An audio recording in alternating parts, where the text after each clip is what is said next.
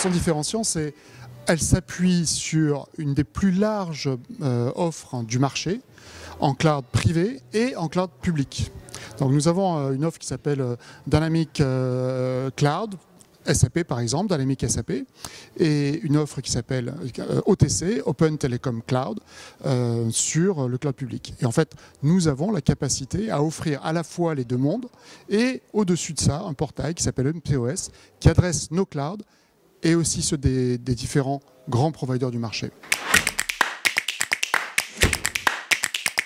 Alors le besoin, il est simple, c'est les DSI ont besoin à la fois de faire tourner leur système d'information back-office et aussi d'amener l'agilité pour tout ce qui est digitalisation. Et justement, notre offre permet d'avoir une offre mission critical pour le back-office et beaucoup d'agilité et de variabilité pour tout ce qui est digitalisation.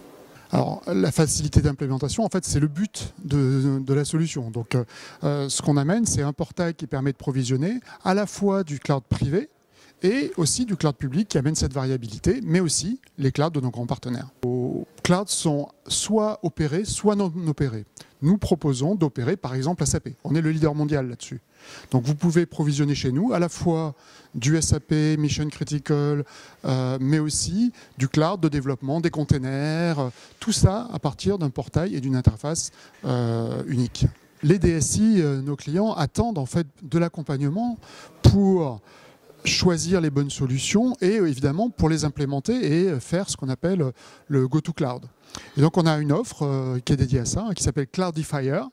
Donc je vais vers le cloud, qui permet d'étudier en amont la complexité de la migration des différents pans applicatifs et des différents mêmes programmes, solutions, et derrière d'accompagner nos clients vers la migration.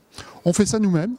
Mais on fait ça aussi avec nos partenaires, puisque nous avons un réseau de partenaires sur lesquels on s'appuie pour aussi aider nos clients. Par exemple sur SAP, où on a une base installée très importante, on a des partenaires, y compris en France, pour aider nos clients à faire ces migrations. Alors, le ROI va venir du bon choix, de la bonne solution en fonction du besoin.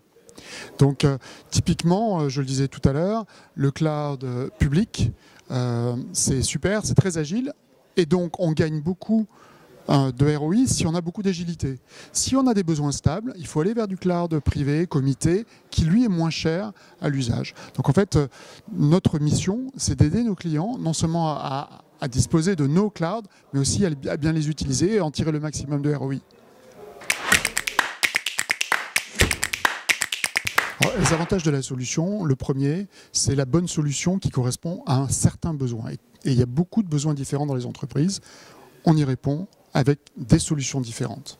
Le deuxième, c'est un mélange d'être capable de traiter à la fois du mission critical et d'être capable de traiter aussi beaucoup d'agilité. Et le troisième, c'est, on le sait, le cloud public, ça a plein d'avantages, mais ça coûte beaucoup plus cher que le cloud privé, par exemple. Et donc, on permet à nos clients d'avoir le meilleur de chacun des mondes. Alors, les inconvénients de la solution, elles sont intrinsèques à la manière dont on va l'utiliser et à chacune des solutions qu'on va choisir. Et c'est vrai que la richesse de la solution et des différentes solutions sur le marché, mais aussi chez nous, puisqu'on a cette largeur de bande, en fait, fait qu'il faut se poser les bonnes questions. Et donc pour se poser les bonnes questions et trouver les bonnes réponses, il faut avoir réfléchi en amont à son catalogue de services.